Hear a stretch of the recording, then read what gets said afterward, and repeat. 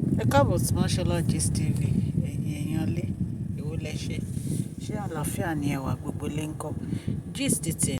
Ẹ̀yin èèyàn lé èwo lẹ ṣe, ẹ káàbọ̀ sí Mashola Gist TV.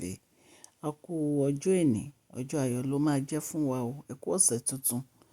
Gist tẹ̀ní ni ìyálájé wọn ní wọ́n lọ sọ́dọ̀ kábíyèsí wípé wọ́n bẹ̀ kábíyèsí pé kí kábíyèsí dáríjì àwọn o, wípé gbogbo ọ̀rọ̀ tó ṣẹlẹ̀ láàrin ọ̀rọ̀ àwọn àti Tóbi, wípé àwọn mọ̀ pé gbogbo ọ̀rọ̀ yẹn ọwọ́ àwọn ló ti wá, wípé àwọn mọ̀ pé látìgbà tí kábíyèsí ti fẹ́ Tóbi, wípé oríṣiríṣi nǹkan ló ti ṣẹlẹ̀ nínú pálàsì kábíyèsí, wípé ṣùgbọ́n àwọn mọ̀ pé àwọn ṣẹ̀, wípé ṣùgbọ́n kí kábíyèsí wá ààyè láti dáríjì àwọn.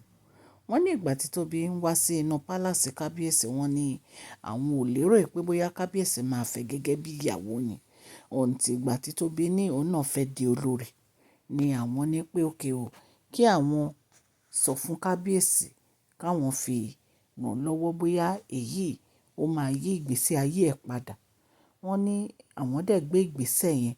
Wọ́n ní ṣùgbọ́n wọ́n ní ìgbà táwọn dẹ̀ gbé ìgbésẹ̀ yẹn táwọn sọ fún kábíyèsí, wọ́n ní kábíyèsí ní àwọn láìkẹ́.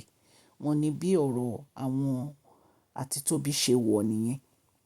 Wọ́n ní ṣùgbọ́n kí ni Tóbi kété tó lóyún, wọ́n ní Tóbi pa àwọn tì, ní Tóbi ò ń bá wọn sọ̀rọ̀ mọ́. Wọ́n ní Tóbi ò ń bá wọn sọ̀rọ̀. Wọ́n ní ìgbà tí Tóbi gan tó bímọ, wọ́n ní kò yọ ayọ̀ ọmọ fún àwọn. Wọ́n ní ṣe ni Tóbi pa àwọn tì, tó jẹ́ pé ẹnu àwọn ará àta làwọn ti gbọ́ wípé Tóbi bímọ. Wọ́n ní àwọn náà dẹ̀ jókòó ara àwọn ò lọ allegedly bá ṣe gbọ́ tó ní ìyálájé sọ nìyẹn. Wọ́n ní ìgbà tí gbogbo ọ̀rọ̀ àwọn ṣẹlẹ̀ tí àwọn èèyàn ń fún àwọn ní gbasgbos, wọ́n ní àwọn rò wípé Tóbi máa dá sí ọ̀rọ̀ yẹn ni. Wọ́n ní ṣe ni Tóbi kọ etí ikún, ni Tóbi ń ṣe bí ìgbà tó jẹ́ pé kò kan òun. Wọ́n ní ọ̀rọ̀ yìí ó ya àwọn lẹ́nu pé Tóbi lè ṣe bẹ́ẹ̀. Wọ́n ní ó ya àwọn lẹ́nu torí àwọn mọ nǹkan tí àwọn ṣe kó tó di pé kábíyèsí àti Tóbi wọ́n di ọkọ àti ìyàwó. Wọ́n ní àwọn sáré. Wọ́n ní ṣùgbọ́n àwọn dára àwọn lẹ́bi nítorí pé ẹni tí ò ṣe àwọn làwọn ń bá jà, ìyẹn Queen Naomi. Wọ́n ní Queen Naomi ò ṣàwọn. Wọ́n ní kò sí nǹkan tí Queen Naomi ṣe fáwọn. Wọ́n ní àwọn dẹ̀ ń tọrọ ìdáríjì ẹ̀ṣẹ̀ lọ́wọ́ Queen Naomi àti kábíyèsí. Wọ́n ní several times làwọn ti tọrọ ìdáríjì ẹ̀ṣẹ̀ lọ́wọ́ Queen Naomi. Wọ́n ní torí kò sí nǹkan tí Queen Naomi ṣe fáwọn. Wọ́n ní Queen Naomi is very respectful. Wọ́n dẹ̀ mọ̀ wọ́n ara wọn. Wọ́n ní àtìgbà tí kábíyèsí dẹ̀ ti fẹ́ Queen Naomi, kò sí èèyàn kan tó lè sọ pé nǹkan báyìí ni Queen Naomi ṣe láì dá àfẹ́ tó bá fẹ́ parọ́ mọ́ wọn.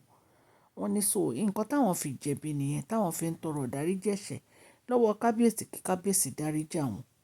Ẹ̀yin èèyàn lé bí a ṣe gbọ́ allegedly nìyẹn, jẹ́ ká jọ wọ inú gist tẹ̀ní.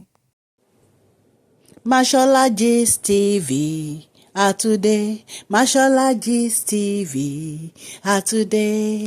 Àtúndé bí a ṣe ń dé, a kí ọmọdé, a kí àgbà. Ẹ káàbọ̀ sí Mashola Gist TV. Mashola dé o, Àtúndé, àgbé tuntun dé. Àmú gist alálùbáríkà wá fún yín lórí public gist, lórí royal gist, lórí celebrate gist. Mashola Àtúndé o, Àtúndé, Mashola Gist TV, Àtúndé.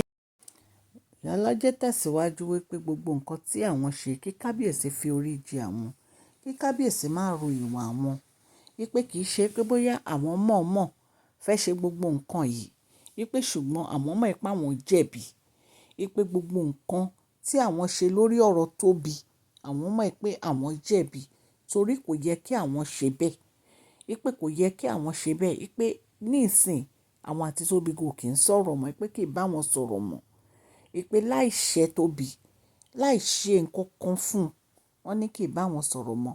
Wọ́n láwọn dẹ̀ fi sáàyè bó ṣe fẹ́. Wọ́n ní ṣùgbọ́n kí kábíyèsí jọ̀ọ́ kí wọ́n forí jì àwọn, kí kábíyèsí yọ́nú sáwọn, kí Queen Naomi náà dẹ̀ dáríjì àwọn torí àwọn mọ̀ ẹ́ pé àwọn ṣẹ̀ Queen Naomi. Allegedly bá ṣe gbọ́ ni o, wọ́n ní wọ́n lọ sí palace kábíyèsí, wọ́n kúnlẹ̀, wọ́n bẹ̀ kábíyèsí wípé kí kábíyèsí wá ààyè láti dáríjì àwọn torí àwọn mọ̀ pé àwọn ṣẹ̀ kábíyèsí. Ẹ̀yin èèyàn lé bí a ṣe gbọ́ nìyẹn. Wọ́n ní ìyálájé wá sí palace kábíyèsí, wọ́n wá bẹ̀ kábíyèsí pé kí kábíyèsí foríjì àwọn o, pé àwọn ṣẹ̀ kábíyèsí. Wọ́n ní tí ẹlẹ́ṣẹ̀ bá ti mọ ẹ̀ṣẹ̀ tó bá ti mọ ẹ̀bi lẹ́bi o, wọ́n ní kò kí ń pẹ́ lórí ìkúnlẹ̀, nǹkan tá a gbọ́ nìyẹn. Kí ni kábíyèsí ní í ṣe pẹ̀lú ìdáríjì? Ìdáríjì ọ̀dọ̀ Ọlọ́run ló ti wá, and Olúwa ní ká dáríjì àwọn tó bá ṣẹ̀ wá.